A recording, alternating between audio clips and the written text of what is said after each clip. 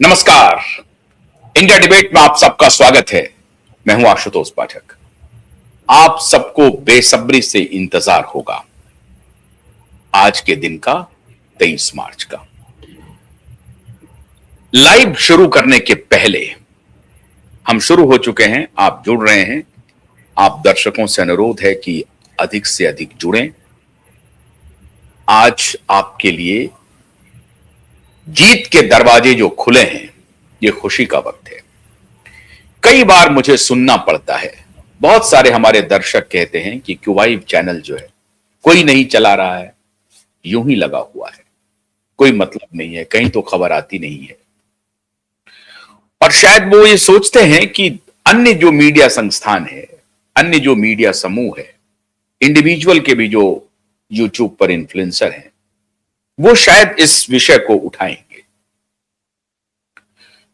वो नहीं उठाएंगे। उनकी दिलचस्पी किसी और चीज में है।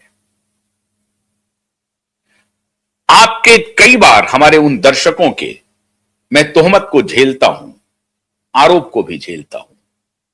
कभी कभी थोड़ी थोड़ी निराशा होती है, कभी, हमेशा नहीं,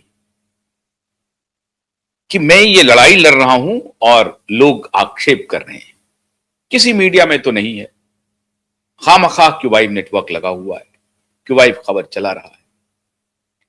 सारी तोहमत, सारे आक्षेप को झेलते हुए, लेकिन मैं उन सभी दर्शकों से अनुरोध करूंगा कि नियत पे शक 1% भी हो तो मुझे बहुत बुरा लगता है, तकलीफ होती है, दुख होता है। आप समर्थन करें ना करें वो अलग विषय है, लेकिन आप जब नियत पर उंगली उठाते हैं या हमारे संस्थान को यह कहना चाहते हैं कि हम गंभीर नहीं है किसी मुद्दे पर, तो तकलीफ होती है। आज 23 मार्च की तारीख मैं डेडिकेट करता हूं इस लड़ाई को एडवोकेट नीलेश ओझा को। हमसे भी ज्यादा वो सुन रहे हैं, लेकिन वो तो बैटल ग्राउंड में, ऑन दी ग्राउंड लड़ रहे हैं। आरोपी कमजोर नहीं है, ताकतवर है। उस ताकतवर आरोपी के सामने आंख में आंख डालकर लड़ रहे हैं, हिम्मत से लड़ रहे हैं। उनके साथ वकीलों की फौज है। तो आज अदालत ने आपके सब्र को आज पहचान दी है। 5 वर्ष के बाद अदालत में आज जो कुछ हुआ, सरकार के तख्तो ताज हिलने लगे हैं, घबराने लगे हैं, फजीहत हो रही है। छुपेंगे कहां? आज तो चीफ जस्टिस ने जो मोर्चा खोला है, अकल्पनीय है। और हमने कहा था कि हमें जो उम्मीद अदालत से है, वो उम्मीद बनाए रखनी चाहिए। इस डेमोक्रेसी में अगर किसी से उम्मीद है तो अदालत से ही उम्मीद है। अदालत ही हमें न्याय देगी। हां, यह बात सही है, कुछ प्रोसीड्यूरल दिक्कतें होती हैं, तारीख पर तारीख लगती हैं, परेशानी होती है, और उसमें लोग थक जाते हैं, निराश हो जाते हैं, टूट जाते हैं। लेकिन हम न टूटे हैं, न निराश हुए हैं, न थके हैं। आप सबके सहयोग से लड़ रहे हैं। और उन एक दो जो दर्शक कभी कभी टिप्पणी करते हैं, हमें उम्मीद है कि वो भी हमारे साथ होंगे।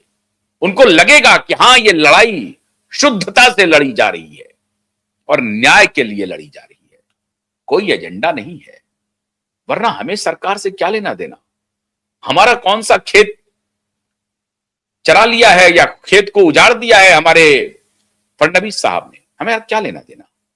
लेकिन हम खड़े हैं उन सब के सामने।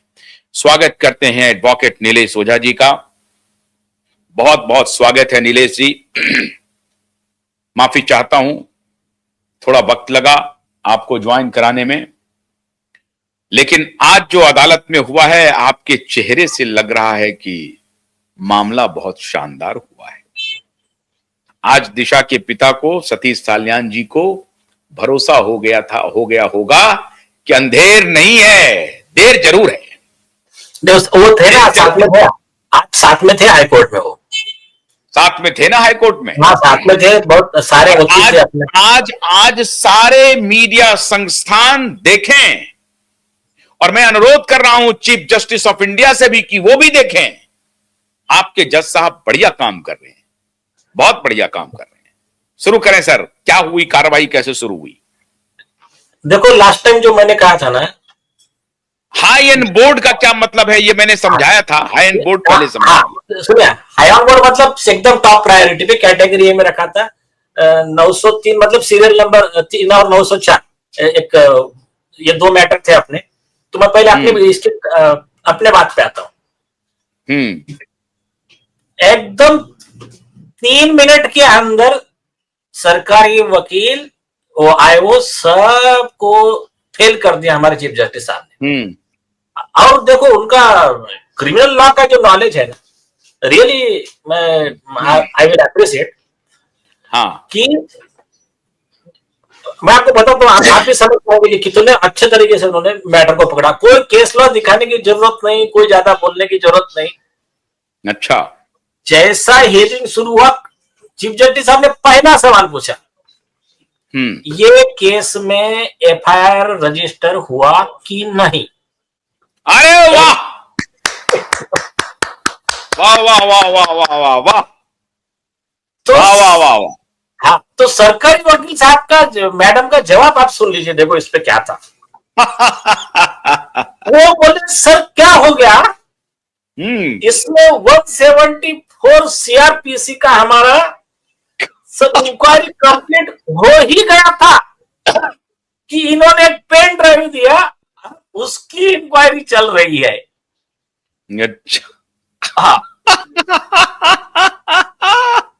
आप चीफ जस्टिस साहब क्रिमिनल की उनका अच्छी पकड़ है, मतलब जिसको मास्टरी टाइप बोल सकते हैं। उन्होंने बोला, अच्छा 174 सीआरपीसी क्या होता है मालूम है?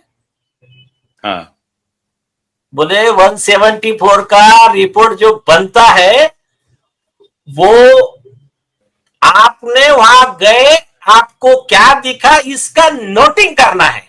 उसमें ये पेन ड्राइव, इनका जो एफआईआर, इसका कोई मतलब नहीं है। आपको सिर्फ वहां जो दिखा वो नोटिंग करना है। इसको या तो 2 घंटे में करो और मैक्सिमम 24 घंटे के ऊपर नहीं। आप समझे क्या जो हम इतने दिन से कह रहे थे? जज साहब ने खुद ही बताया उनको लॉ समझा के। सरकारी वकील स्पीचलेस। हम तो आपने तो सारे वकील, ये सब लोग एक्टिविस्ट सब खुश हो गए, अभी सही कोर्ट में मामला आ गया। तो उन्होंने जिस तरह से पकड़ा था लॉ पॉइंट, रियली एप्रिशिएबल, मतलब बहुत बढ़िया हो गया। तो उन्होंने कहा उसमें ये पेन ड्राइव और इनके कंप्लेंट वो कहां से आ गए? बाहर का एक भी चीज आप 174 में ले नहीं सकते हैं। तो ये 5 साल से एसआईटी बना के जो टेबल टेनिस का खेल खेल रहे थे, ये सब हो गया फ्लॉप शो। जो हम कह रहे थे, आज चीफ जस्टिस साहब ने बोला अभी इनका पूरा ये हो गया। आप कोर्ट ने कहा, सुनो, आप जो भी आपके आयोग यो सब से इंस्ट्रक्शन लो, क्या है, कहां है, इनके कंप्लेंट पे एफआईआर क्यों नहीं हुआ, क्या नहीं हुआ, और you take instruction and 2 week के बाद में हाई ऑन बोर्ड। बस आप देखो, मैंने कोर्ट को एक बार बोला और हाँ मैं भूल जाऊंगा, उन्होंने बोला कहा है 174 का रिपोर्ट का है? तो मैंने कहा साहब, कोर्ट ने कितने बार बोला, 5 साल से रिपोर्ट ही नहीं दे रहे। फिर कोर्ट ने मेरा और उनको कोर्ट के समझ में आ गया सब। कोर्ट तो एक तो उनका क्रिमिनल का उनका ही स्टडी बढ़िया था खुद का ही, और वो पूरा केस पढ़ के आए थे। लेकिन देखो कैसा है, सबसे इंपॉर्टेंट बात तो ये है कि जब हियरिंग शुरू हुई, हाँ, तो चीफ जस्टिस का पहला सवाल कि एफआईआर हुआ कि नहीं हुआ, यस, ये क्या संकेत कर रहा